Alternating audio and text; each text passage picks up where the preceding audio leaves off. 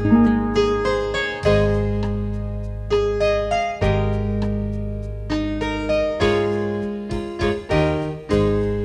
and welcome again to Economic Solutions. I'm Leonard Zane and I'm joined here once again by Dr. Jan Martin. Jan, it's always a pleasure to have you on the show. It's a pleasure to see these neat graphs from the show. And we have a program of discovery today. This is really an exciting program. We set up the basis for this show as a series of questions. We didn't know what the answers were. We went out and did research and just looked out there at the best reputable sources we could find. We tried to be as objective as we could in our orientation, which is a theme that we exercise here in Economic Solutions. We've done it ever since the beginning, which is Aristotle's guiding premise of it is first necessary to know what is before being capable of considering what ought to be. And that's kind of been our guiding thought through the entire series. And so today we're taking on a huge task that we set for ourselves. We didn't know what the outcome would be. And the results, we hope, will be as surprising to you folks as it was to us. We found things I'm sure it will be. Yeah, that we couldn't expect. And so the name of this particular program of Economic Solutions is Austerity versus Growth. And we're going to survey that for the public sector in the city of Monrovia and the federal government. And we're going to compare it with the private sector. We decided on an approach that's used in real estate all the time. If you want to find the value of something or if you want to analyze something, compare with something else that you can try to make equivalent and see what you come up with. So here's the theme of our show. Austerity with the belt-tightening fellow there versus growth with the sprouting plant. And we'll find out if this fellow here has to tighten as much as he wants to, or if he should tighten more. Or if this produces this. Yes, will this produce this, or will this wither if you focus on this instead of on this? That's the question. So that's where we are. And so let's take a look at our first display here. Size. We decided to begin with the approach of let's look at size of government, commerce, and the people. So here we have Godzilla here. And we don't know which one of these Godzilla is, but we have kind of a suspicion of what our conventional thought might be of which one is Godzilla. Then here's King Kong over here. And then here is a human being over here. And that's probably Fay Wray, isn't it? Or that's the original one, Fay Wray, actually. Right. And the new one was, I forget the actress, but she's very famous. Right. And so here we have Godzilla versus King Kong, and then a poor human being down here. And so we're going to find out how do these things stack up, and how are we going to analyze in the case of government? Is government too big? That sounds like an impossible question to answer. But we chose a certain approach, a certain perspective to begin looking at, to begin to get a certain idea on this. So we decided we would compare the federal government with General Electric Corporation with the city of Monrovia and look at their budgets and their sales and the amount of staff they have and see if we can actually compare this. We discovered that General Electric Corporation's sales are equal to 4% of the federal government's annual budget. I was surprised by that number. Surprised. And then we come down to Monrovia because we want to see how all this applies. We want to kind of compare sizes and efficiencies of growth ratios and see how these people compare over the years, how these organizations compare over the years. And so we decided to compare 1970 with 2010 and cover it that way. Sounds Comment, good. Jan? I think this is a valid comparison. I was shocked by the size of GE, as we said before. But here we are looking at a local government, one which is not sovereign in the usual sense. It doesn't create its own currency. It's kind of a smaller scale part of government. And then we have, of course, our federal government, which is this very large, reaches its tendrils in all over the place, all over the country. And we think of, at least I thought of it as a very, very huge institution. That's what I thought. So let's see what we found. If we begin here, let's look at some measurements to start with. Let's look at population growth from 1970 until 2010. The United States has grown by 52% compared to the population in 1970 in 2010. The population of Monrovia grew by 20% since 1970. So that gives you kind of a perspective on, okay, here's what population did. Now, in my experience in companies, and I've been in management consulting for decades, and I have observed that if an organization grows, its management typically grows. And so I was expecting to see something pretty Godzilla-like here happening. So let's look at what happened. All right, the first thing we looked at was employee levels. The change in percentage of staff hired by these various entities. And the top chart here shows General Electric in blue here has only 76% as many employees as it had in 1970. It shrunk. It shrank. By almost a quarter. Yeah, and that was a surprise. I thought, well, gee, General Electric is a lot bigger than it was. So that's okay. That's They're getting amazing. more efficient. That's expected, sort of. Look at the federal government. That's not expected. It has shrunk down to 73% of what it was with a number of staff, and this includes military, from 1970. So that's amazing. But Monrovia actually added more staff than they had in 1970. However, let's look at some other marks or measurements of growth. Here is General Electric sales. Since 1970, it has grown by 306%, and that's in constant 2010 dollars. All of these dollars are constant 2010. So they grew by 306%. The federal government grew very comparably, 316%. Wow. I mean, not 10,000. The federal government shrank down to 73%, less than General Electric, less than any of these. And down here, it's within 10% here of General Electric's growth in terms of the spending budget of the federal government versus General Electric's annual sales. That was a big surprise. Monrovia. Well, now this is fascinating, Jan, to me. Monrovia's budget is actually only 260% of what it was in 1970 compared to these other entities. So look what Monrovia did. Monrovia added staff proportionally and did it with a lower budget. They grew less. In terms of spending. In terms of spending. So this says to me, as an economist, that Monrovia looks pretty good. The Monrovia looks very efficient. They actually added people, and yet they did it for less money. Yeah. So the city of Monrovia is looking quite impressive in this comparison. But Jan, maybe you want to make one more comment about these ratios. Yeah, the thing I would say is that, of course, what we're comparing here is, in this bottom graph at least, is the spending and versus sales. And when you look at the federal government employee levels, we see that they went down in the top chart by about a quarter in terms of the number of people. But the total spending went up by a factor of 3. Yeah. So that means that we're spending more, but we're doing it with less people. We're not paying a bunch of salaries to these employees. That's right. What we're doing is we're doing other things with the money. And we're doing it comparable to the private sector. And GE is similar. And another thing I want to mention is it is not just the private sector that competes among organizations in the private sector. Governments compete. The United States competes with other governments all through the world, throughout the world.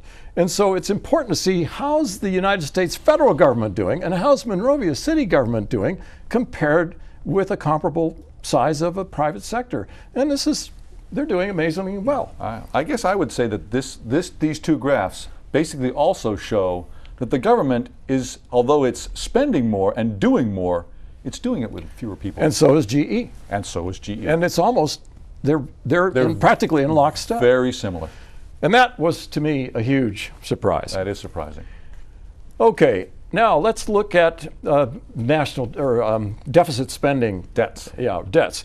Or Well, deficits. what we can do is we can take General Electric's current liabilities in terms of the proportion that they have increased over the years since 1970 and compare that to the federal deficit that has increased since 1970. Well, here, General Electric's current liabilities are 1,504%, but here you've got the federal government's deficit for a given year, 2010, has gone up 8,000% So that's, compared to 1970. Yeah, so that's Now that says, aha, that's more what I expected. However, and there is a big however, always is.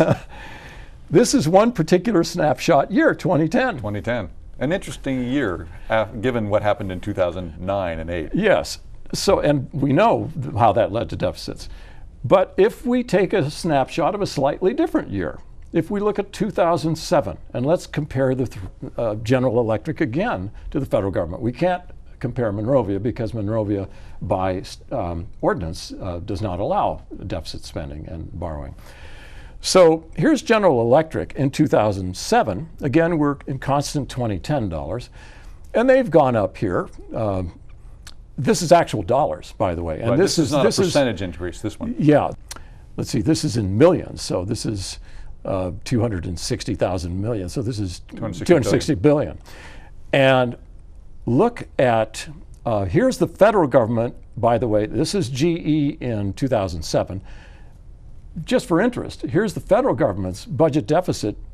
In fact, under Clinton, I think, we had 3 straight budget surpluses. So actually, it's going the other way in the year 2000. Then you had W. Bush came in. We got into 2 wars. We cut taxes by $3 trillion. We had a big shortfall in the government revenues. And so with W. Bush, it starts to go back into deficit spending. And it's still fairly comparable, but it's growing. And today Yes. we have more after the crash of 2008 and Yes. still trying to do something. Right. But this is amazing here. So if you look at even this, the federal government sometimes does very well. Yeah, sometimes. Although that, to be fair, this has not happened very often. This has not happened very often, and this happened in the next 8 years afterwards. This is the more usual case. And then it went up to this. Yes. So today we are dealing with that, but still this is an interesting comparison. Okay, let's go on and look at what about the total national debt versus General Electric's total long-term liabilities. What's the percentage change there? Well, that's really amazing. Here's General Electric's long-term debt. We saw its short-term debt was 1,500% or something, yeah. but its long-term debt is 7,500%. Right. Way up there. Look at the federal government. Yeah. 241, 2.5 times. What does that mean to you? Well, I look at that and I say, this is a product of the environment over the last decade or 2 decades of policies that we've put in place that encourage companies to take on long-term debt. That's how they finance operations. And that's because the interest rates have been so low, as we've said on other programs, why not? Right? You make better profit that way. Yeah, you That's leverage what yourself you do. up. You leverage up, and so here's GE that its short-term debt was 1,500, but its long-term debt dwarfs the growth of the federal government's debt. Right. Absolutely dwarfs it. This is the national debt as of 2010 in terms of growth from 1970. 241, okay, 2.5 times almost. But look at this. 7,400 times. 7,458%. Yeah, 75 times. So this is another huge surprise. And again, ladies and gentlemen, we had no idea what these results were going to be. I thought these would be reversed, frankly. Yeah, and I'm perfectly comfortable, however it goes, to simply report what we find. I always do that. I'm more interested in what is the reality, and then we can decide what we might do once we understand the reality. Yeah. We must understand the reality in order to come up with any actions or solutions. And so this is a real eye-opener. So therefore, this leads to, well, guess who Godzilla is? Here is, we have the Fortune 500 companies, the top 500 in terms of sales volume in the United States. That's done by Forbes magazine and Fortune, and they tally that every year. And this is just the first 100 of the Fortune 500. If you take just the 100 top companies, they're Godzilla compared to the federal government, to the federal government here in the gold. Yeah, they're dwarfing King Kong over here already. And this is just 100 companies. Well, guess what? How many Fortune 500 companies does it take of the top group to equal the federal government's budget spending in terms of their sales? It takes 33 of the Fortune 500 companies, the top 33. It only takes 33 companies to equal the entire federal government. Well, you could have predicted that once we looked at how big GE was compared to the federal budget. Remember that 4% number? How many GEs does it take? Not many. Very many. Not many. 25. 25, right? And we came with 33 because they weren't all as big as GE. Because they're not as big as GE. But GE, I think, is the fourth biggest company in the United States. So this was surprising, to put it mildly. I thought 33 companies equals the federal government? Give me a break. And if you have 500, the top Fortune 500, you're off the scale. Yeah. And think of the private sector in general. So this gives me a new respect for the private and public sectors as regards federal budgets and versus private sales. Yeah. This is quite remarkable. Yeah.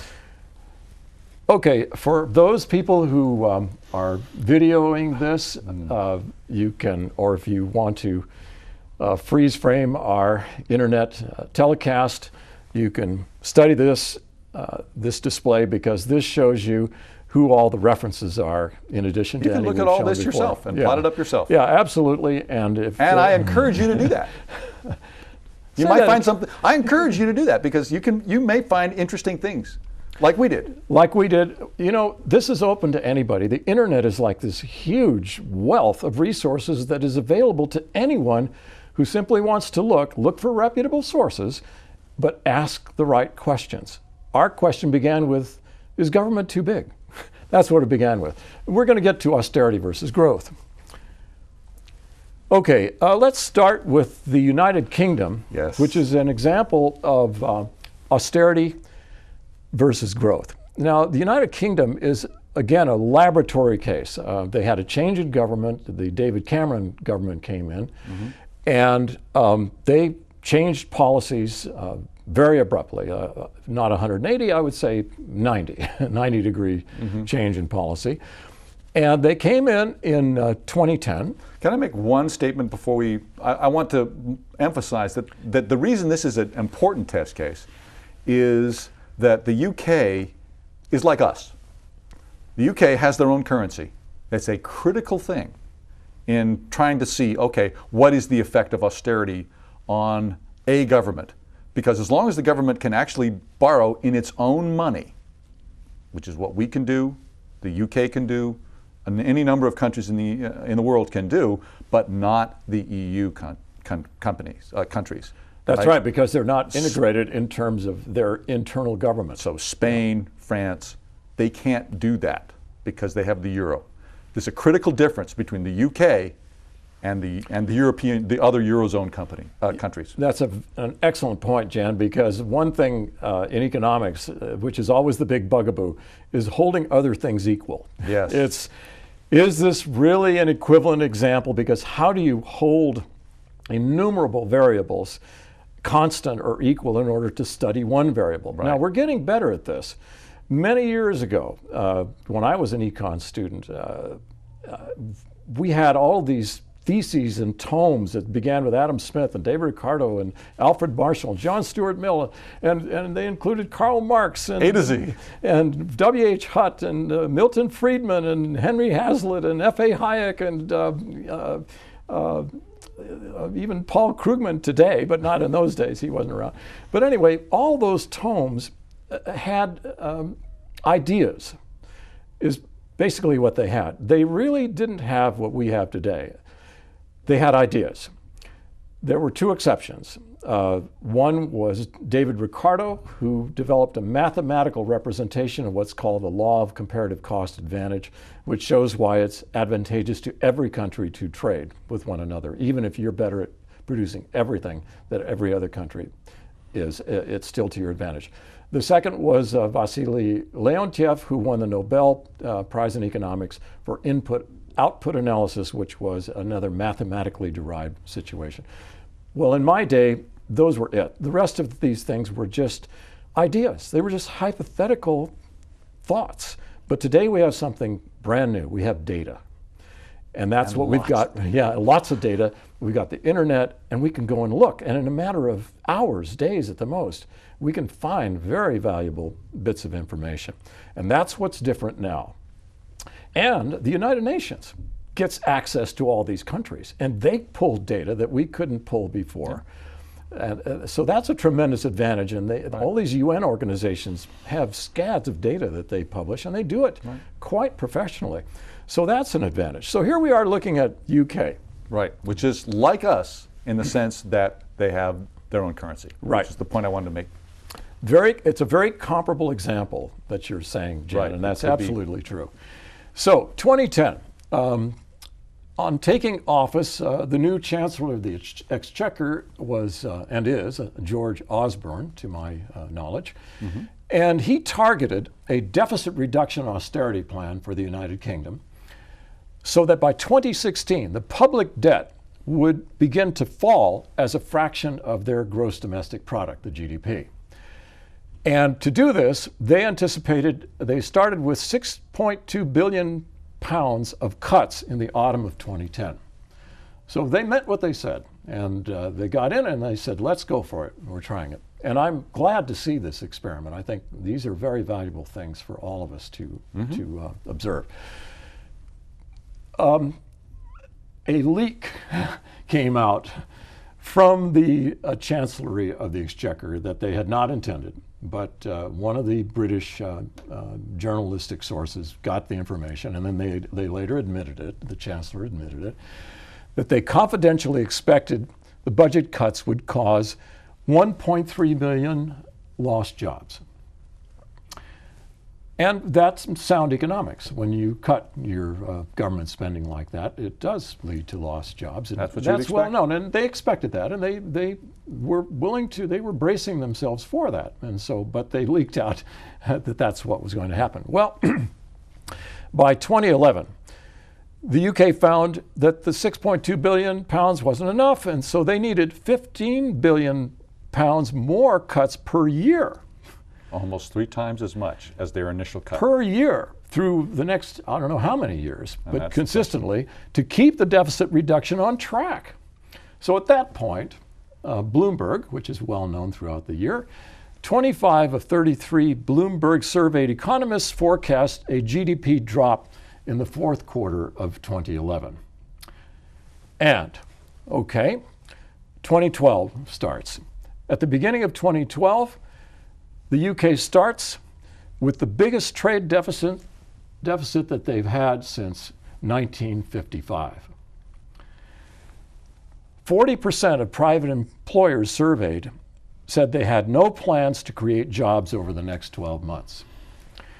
90% say no jobs were increased by any government efforts to remove job creation barriers.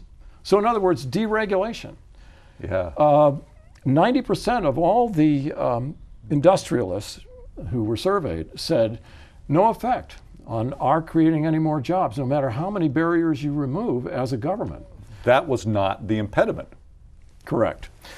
Britain's, here's a big one that actually could be an impediment or a tremendous It's an benefit. opportunity. It's an opportunity. You would think.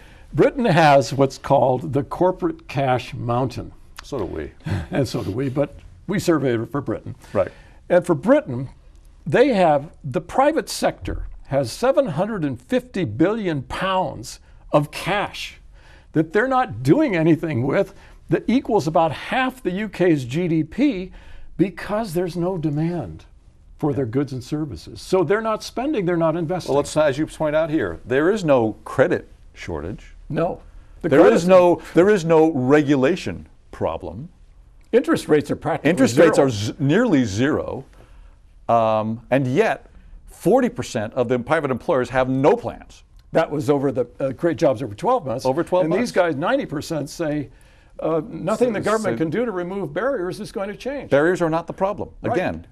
And what is the problem? Demand. Demand is the It's problem. not there. Okay. Now let's look at how the UK ranked among the other major countries in the world with regard to this. This graph, I think, is very graphic. Why don't you explain it, Jim? Well, I think we can just, this is just the real GDP. This is the gross domestic product of three entities, the UK, the United States, and the Eurozone. The UK is the one in red. And as you can see, there was a lot of run up in all these economies as you get toward the bubble, into the bubble.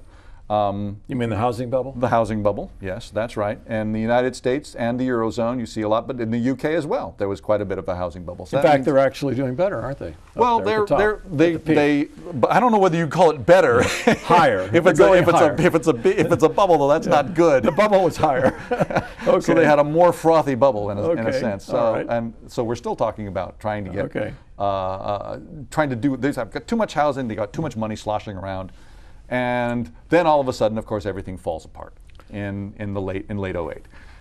Actually, 07, 08 is when the housing turns around, and the GDP starts to turn around with it. And there's a crash. as you And can there is see. a disastrous crash, as you can see. The U.S. If So you let's look look at at this, England first as the red. Look at okay, them out there well, now. as you pointed out, they were the peak of GDP. They produced a huge amount of GDP growth during this bubble period, but they also crashed the hardest. And they're the lowest now. And they came back, but they came back slow. And then what happened in 2010? Double dip. What we got here, this is George Osborne putting in his austerity plans, right? Because that will save us, right? That's our plan for getting the government and the economy going. Well, what happened when he did that is he got a flat, instead of a growing economy, which is what we had. Yeah, we're This- the highest there, aren't we? Remember, We're this the, is we're us. the goal. This is us, the so goal. we're still climbing. We're yeah. climbing where we've Yeah. kind of leveled off some here, Yeah, and yeah. there's a possibility we might have a double dip This ourselves goes up later toward on. the beginning of 2012. Yeah. Yes, so there's a possibility, but we Right. haven't gotten there Right, yet. right. The Eurozone is, well, they have all of their troubles, as we know, Greece and Spain and all that. They have a serious amount of monetary difficulties. But UK does not have that. Remember, as I said, UK has its own currency. It doesn't have to do all this stuff. The UK, although they track down, if you look at the beginning, before Osborne, they're tracking the same as Yes, us. Look at yes, that slope. yeah, It's the same. Right. And We're then it goes going- the other way. And then Yeah. they flatten out. When they Right. start to do austerity, they flatten out, and it gets worse. And now they're going down. See, they went down here and they're taking another dip there. and They're having a double this dip. is now 2 quarters, so it's a double dip. Yes. So this is now officially a recession. So this is, yeah, they're in recession, and this is a double dip situation for them. And it shows what austerity did with the UK, which is a perfect laboratory case, different from the Eurozone as a whole, and they were more austere than the rest of the Eurozone. So this is very enlightening, I think. Okay, here's another one. This is a chart that was prepared in the New York Times recently by Bruce Bartlett. Now, Bruce Bartlett is an economist. He's about 5 years younger than I am. And there's a picture of him. He wrote a book here called The New American Economy that was published in 2009, right after the Obama stimulus package went into effect. Now, Bruce Bartlett, I'll read a little of his background here, very short. Here's a picture, if we can possibly catch him Yes. on the screen. Yeah. By the way, he has a column in the New York Times. Yes. Is an economic historian who has spent the last 30 years working in politics and public policy. He has served in numerous governmental positions, including as a domestic policy advisor to President Ronald Reagan and a Treasury official under George H.W. Bush. He is a weekly columnist for Forbes and has written for the New York Times, the Wall Street Journal, National Review, Commentary, and Fortune. Now, politically, Dr. Bartlett is conservative. This chart is prepared by him, and I encourage people to get this book. This is a wonderful book because he summarizes our contemporary economic history and how it has changed. And he has a perspective that I will be the first to say, he's one of the most objectively oriented economists I've ever come across. He really looks at reality and tells you what it is, and he's very enlightening. So I recommend this book, and I found many surprises in it. This is a chart he prepared, so maybe, Jan, you might describe it. What we have here is employment rate. This is, so higher is better. And the tax wedge is the gap, as I'll just read here, is the gap between what employers pay and what employees receive after taxes. Payroll taxes. Payroll taxes, exactly. So the question is, this comes back to our UK example as well. Does regulation change things? Does it help? Well, here's a US example. If we decrease that size of that difference, if you decrease the payroll tax, that should make employees less expensive And to employers hire. should hire more. And we should have an increase, if it's really true that is a determining factor in employment, we should see an increase in employment if the wedge gets smaller. So we should see, if the thesis were true, that making employees cheaper makes you hire more, we should see this thing go up like this. It should go up. The lower the tax wedge, the higher the employment rate should be. What do we see? We're right on the flat point. We see flat. There is no discernible effect. All these other people are other countries. These other squares are other countries, and we're right smack in the middle. Yep. Zero. Yeah, but the thing is, we're looking at a wide range of possibilities here, where various countries, there's more and less payroll taxes, and we can see, this is the other good thing about data. It's not just US data we have, but as you point out, it's UN data and many other, the IMF gets a lot of data. Excellent source. And you can see here, we can do this comparison across countries and find that there's no really discernible effect on hiring. Yeah. All right, a quick retrogression. I'm going to make this very quick. We go back to the Obama 2009 recovery plan, which was $787 billion, and it was broken down, as shown here, in various sectors of investment into the private sector in order to stimulate the private sector in its growth. And that's what the plan was, to rescue the economy from descending GDP. We had the crash really put us down in the bottom, and we'll show you charts. Before you change, I wanted to make one point about this, and this is the opposite of austerity. This is not austerity. Okay, this is a growth-oriented investment plan. That's a stimulus, right? This is a stimulus. Okay. So, well, here's what happened on that stimulus. Why don't you again explain it, Jen? Well, the bottom line here is really quite simple.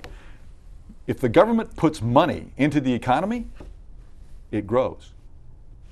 Well, look where we were in the crash. Yeah, but the GDP, we dropped down we were going into negative growth here. We were down almost 9%. 9% here. That first jump was 9% drop in GDP. And it was descending. It was crashing. As it went down here, the fourth quarter of 2007, actually it was better, and then it crashed in 2008. And then 2008, it takes us into 2009. Finally, by third quarter of 2009, when that stimulus takes effect, then we have positive GDP. Yes. And so, again, the caveat here, and we've said this before, the government can do this as long as industrial capacity is below 90%. If industrial capacity gets up to 90%, or utilization. Percentage of capacity. Yeah, percentage of capacity. If it gets up that high, and if unemployment goes down to like about 6%, then this becomes inflationary. It sure does. But we don't have that condition. So this is what happened as a result of the 2009 Remember stimulus. what unemployment here at this time, right, when we're coming out in 2009, is about 10%. Well, we're going to show that in a later chart. Here's the stimulus, and you can see it peaked and it did some great things. It's beginning to level off a little bit, but it did it did pull us out of a Great Depression. That was a huge We thing. didn't go into the Great Depression. And you and I were in that program, I guess program 5 or 6, and we were talking about, oh my goodness, are we going to have a depression? In fact, even our first program in 2009 was all about the Great was all Depression. about, were we headed for a Great Depression? Yeah. This headed that off. Yeah. Okay, now a couple of charts to show the evidence Your here. favorite compromise. The Dow Jones Industrial averages hit their low here in 2009, and I think March of 2009. March, yes. 65.47, the DJ Industrial averages. Wow. Now we're practically double that. We're like 12,500 now. So that's dramatic. Also, here is the graph of unemployment. Yeah. And here's your 10% you were There's my talking 10%. about. October of 2009, there was the 10%. Today, we're at 8.2. Yeah. We started 2012 at 8.3.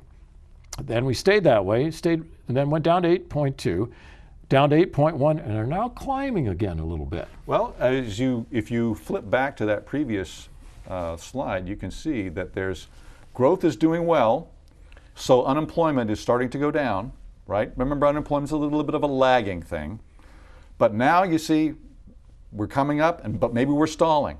So if we go back to this chart, you can see unemployment stayed high. Because we're just ramping up our stimulus, right? We're beginning to employ people. And then once a stimulus takes a hold, unemployment starts to drop. Going down. So now that we're at 8.2 again, and we're starting to inch up a little bit, it may indicate, and it's just a hint, I mean, it's too soon to say. It's too soon to say. But maybe we need another stimulus. Okay, we'll see later in the program. Right.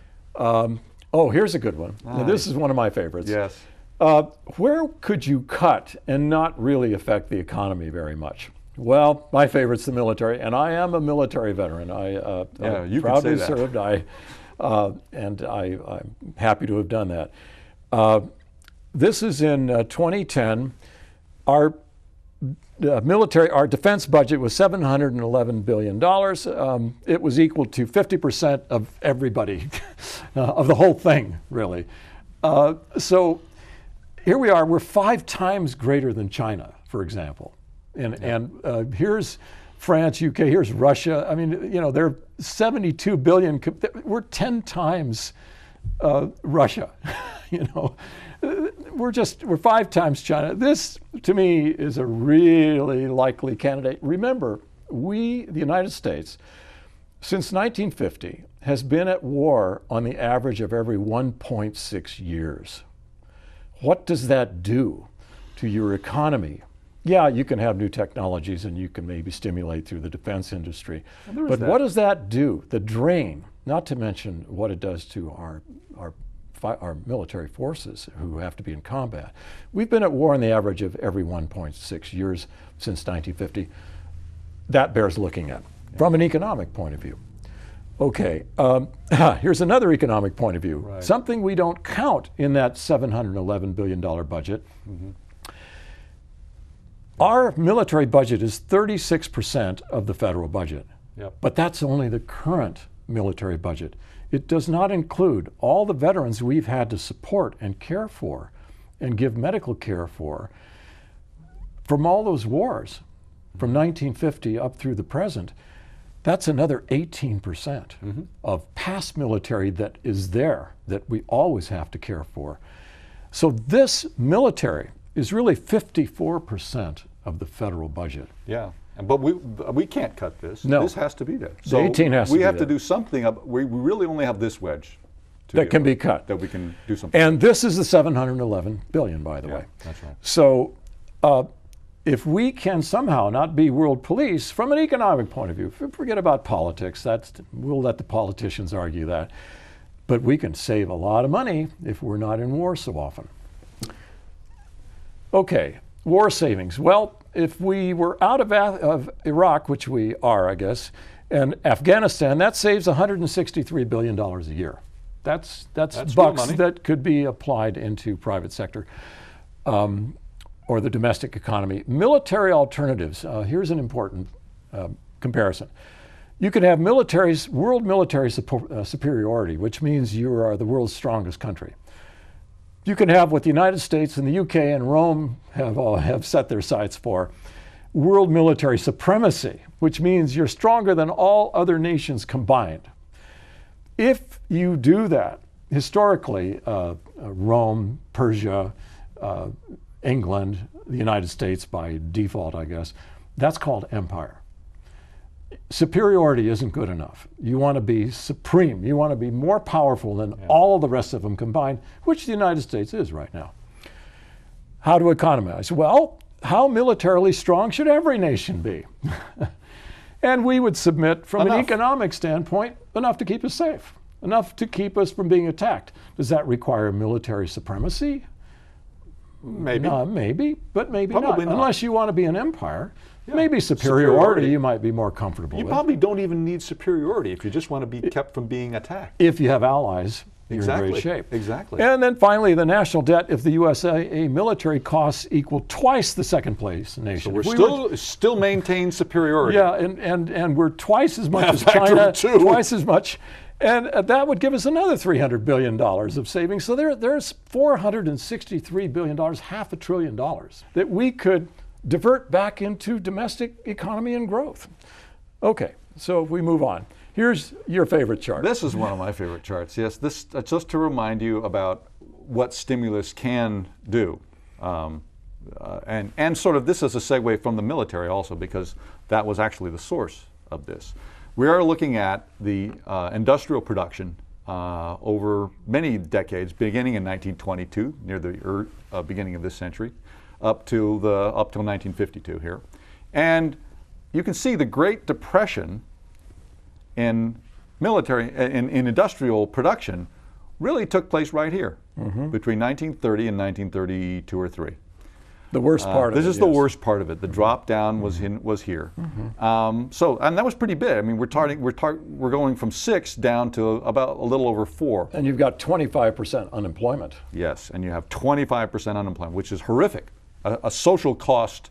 I mean, we all remember the photographs of the Hoovervilles and all the pictures of the sad and the Dust Bowl and all of that. I mean, this is horrible time socially.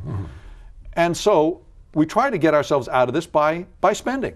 I mean, there was government spending on this part to some degree. I think we talked about this in the very first episode. I should refer people. Please look at our program number 6, which does sum this up, and it even harkens back to program number 1. Look at our program number 6.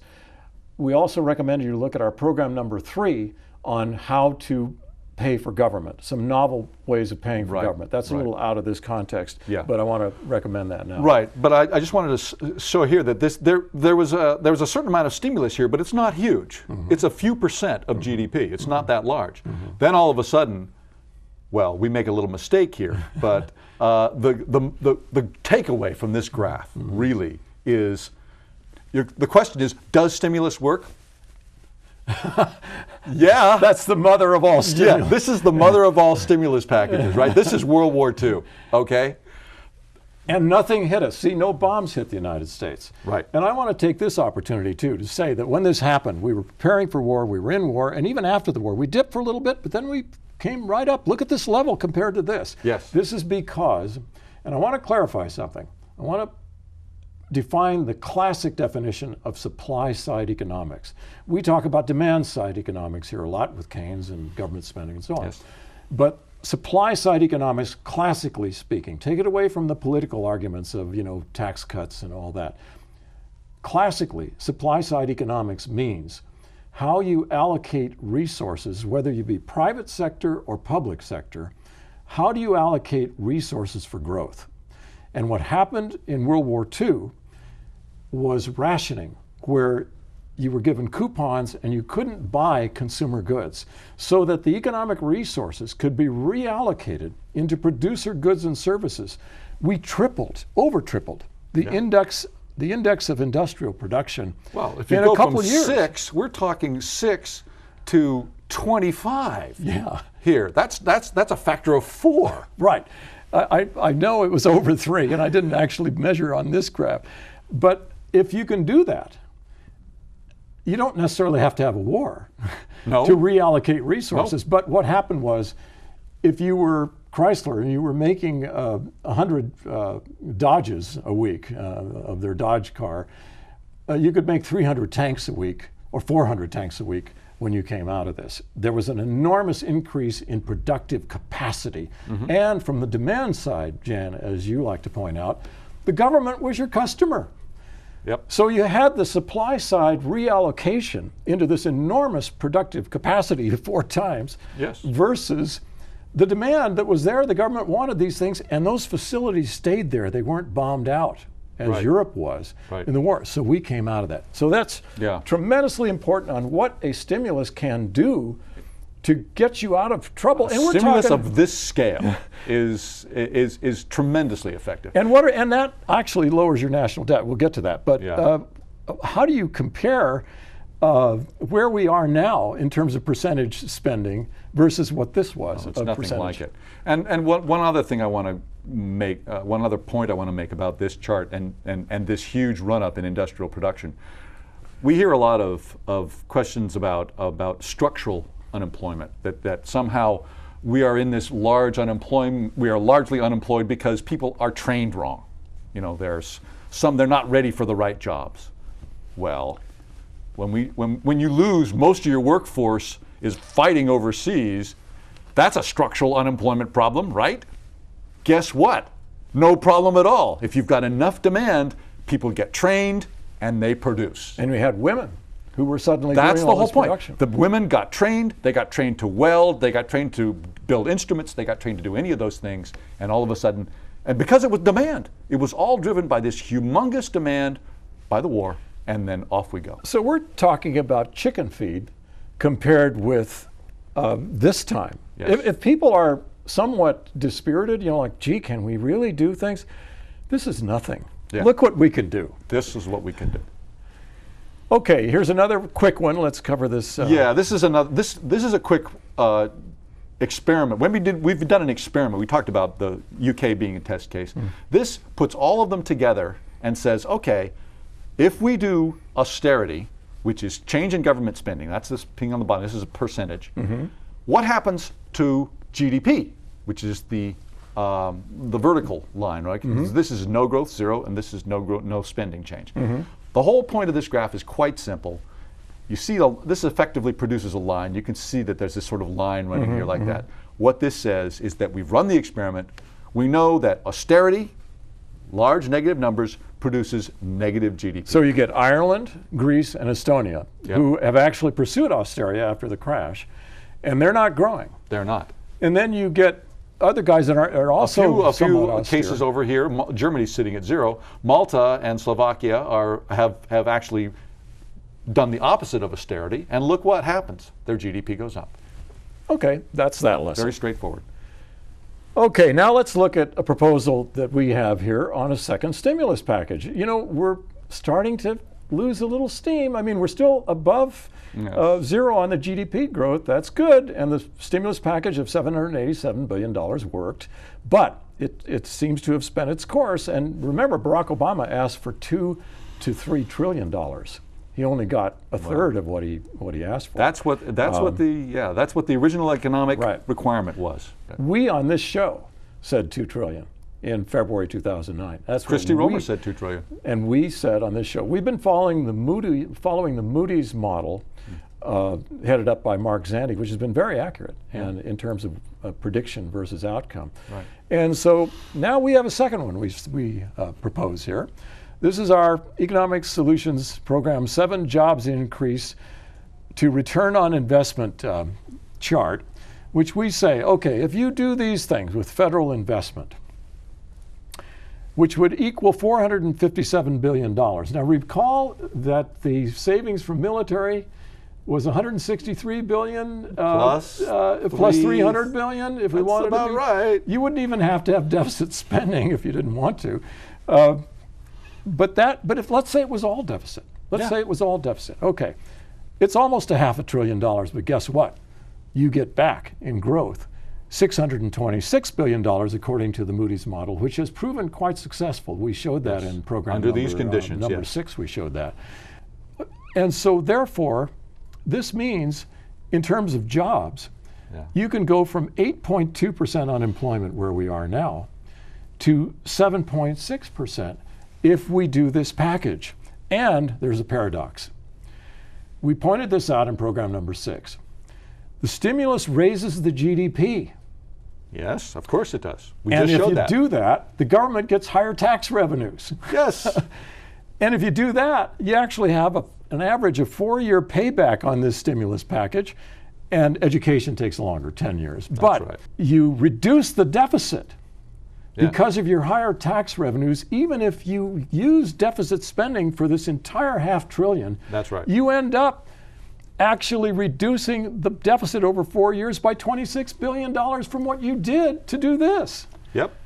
So you're really ahead on every score you can imagine. But That's if right. you look at UK, they went the other way. They went the other and way. look what happened. Yep. Okay, so I'm going to move this along. I'm going to show this graph, which I think you can comment on. It shows the federal government revenue as percentages of GDP. And you can look at the federal government is in compared with individual income taxes, and you can look at social insurance and retirement here. But look at taxes, look at income taxes. Yeah. And we can go all the way back here to Harry Truman. But if we start with, I don't know, let's say when Reagan first takes office, and trace it up through now. Yeah, I think the trend here is clearly that the income tax requirements are going, the income tax contributions to the government revenue has been going down. I mean, it's at its lowest since, well, you can go all the way back to Truman. So here's Clinton again with his budget surpluses. Yeah, because he's getting huge tax revenues and he's getting a very growing economy. He's done two things here. He's got a growing economy, growing like crazy, and he's got increased tax rates. Remember, Yes, he increased higher the tax rates.